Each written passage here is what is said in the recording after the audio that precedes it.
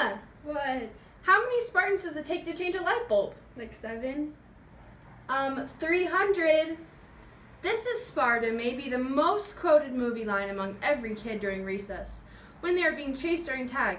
But who the actual heck were the Spartans? They can't just yell, "This is Sparta."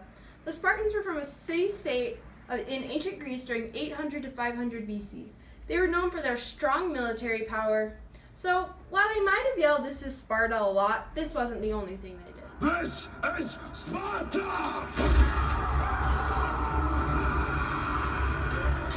I'm Emma Floisand, And I'm Caroline deLannoy.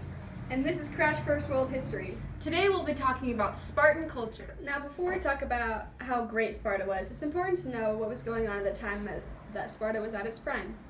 For most of its history, Sparta and another city-state of Greece called Athens had a legendary rivalry. The rivalry eventually led to the Peloponnesian Wars, a three-phase war that was battled out by Sparta and Athens. Due to the militaristic empire Sparta and the philosophers of Athens, you can probably guess for yourself who won. Yeah, Sparta totally crushed the Athenians. So the rivalry went on for many years. The only real time that there was only peace between the two city-states was during the Persian Wars.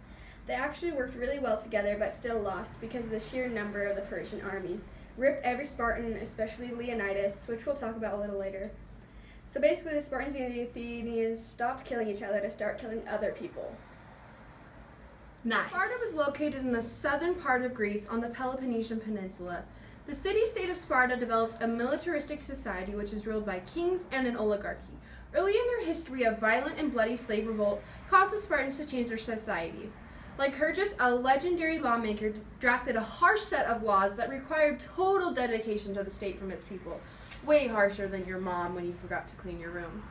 The laws were set in place to train citizens to become accomplished soldiers so that they could stop any more potential revolts.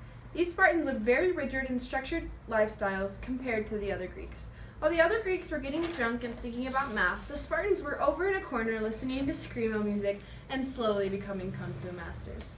They had a very devoted military and left the arts and literature behind and instead gravitated towards murdering their friends. What makes Spartan culture so important besides its military power was its women's rights. In Spartan society, women could own property and own a third of the land in Sparta. Daughters inherited fortune along with the sons. Spartan women were very bold and strong. Spartan girls could compete in athletics at the same time as boys. You know the saying, anything guys can do, girls can do better. Well, in Sparta that was true, but it should have gone something more like, anyone you can murder, I can murder better. Spartan women were encouraged to be strong and further themselves physically and mentally.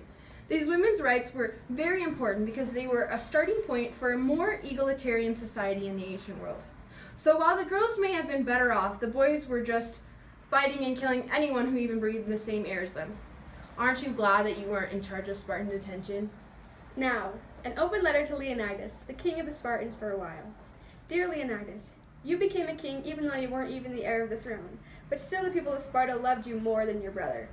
You, along with 300 other Spartan soldiers, fought off thousands of Persians at the Battle of Thermopylae for 3 days. The leadership that you showed during this battle would exceed you in the future, and it was incredible. You went through years of training at the Spartan school and had to probably kill your good friends and maybe your dogs for fun. I don't know, you Spartans were crazy.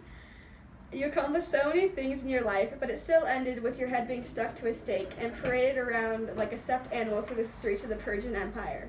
Yikes. Sincerely, Emma Floisand. Now, let's hop to the thought bubble. While we've been over that Spartans love to yell, "This is Sparta," this phrase wasn't done in vain. The Spartan soldiers had been training their whole lives for these fights. Spartan training first started by parents testing their baby's strength. They would leave their children on a mountain overnight to see if it could survive on its own until the next morning. I would hate to live next to that mountain. You would never get a good night's sleep with all those babies crying. If the babies survived, they would stay at home until they reached the age of 7. At 7, Spartan boys would start severe military training called agoge. They would be educated in warfare and a socialization program. Some conditions of the training consisted of wearing uniforms at all times, eating small bland meals. These meals were made intentionally small in order to teach the trainees how to steal food. They would exercise barefoot in order to toughen up their feet. Certain teenage boys who were showing exceptional leadership abilities would be selected for the Cryptia, which was a secret Spartan police. Their job was to terrorize and murder the helots who caused rife in the slave population, but it was more likely they would murder anyone they pleased. These men became full-time soldiers at the age of 20. They would also live in the barracks until they were 30. Even married men would follow this rule. But I think those men were really taking a much-needed break from their wives. The main thing that these Spartan military schools were trying to teach was that loyalty to the nation surpassed friends and family. Moral of the story, Spartan boys were trained to be cream-of-the-crop soldiers that could kill you in 1.2 seconds while screaming, "This is Sparta." Well, I may think the only lasting effects of Greek culture are movies starring Gerard Butler and stories about Percy Jackson. This would be wrong. Spartan ideology has acted as a lasting force throughout time. Machiavelli and Rousseau wrote about Sparta's advantages in discipline and virtue instilled in its citizens. Zionists formed kibbutz movements were based on Spartan communitarianism and military training. Nazis used similar policies to victimize the Jews, just like the Spartans had with the Helots. Sparta has influenced the structure of the Soviet Union because of the adoption of ideals having to do with militarism and lack of appeal to individualism and free trade. This is Sparta has continued to live on, but has now been changed to "This is Germany" or "This is the USSR."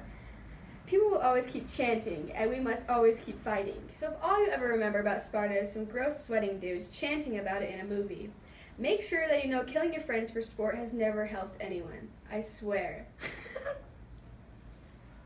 This is Sparta! Hi, this crash course was brought to you by The History Channel, and also shout out to Zerchers for giving us this cool helmet for like $18. Also, thank you to John Green for being the first real crash course, even though we can never really understand what you're saying. And thank you to my mom for helping me edit this. And script writing, we didn't have a cool teacher to help us. Just kidding, Miss Kolesky helped us. By Emma and Caroline. Thanks for watching. Bye. Should we just keep that? Yeah. I don't care.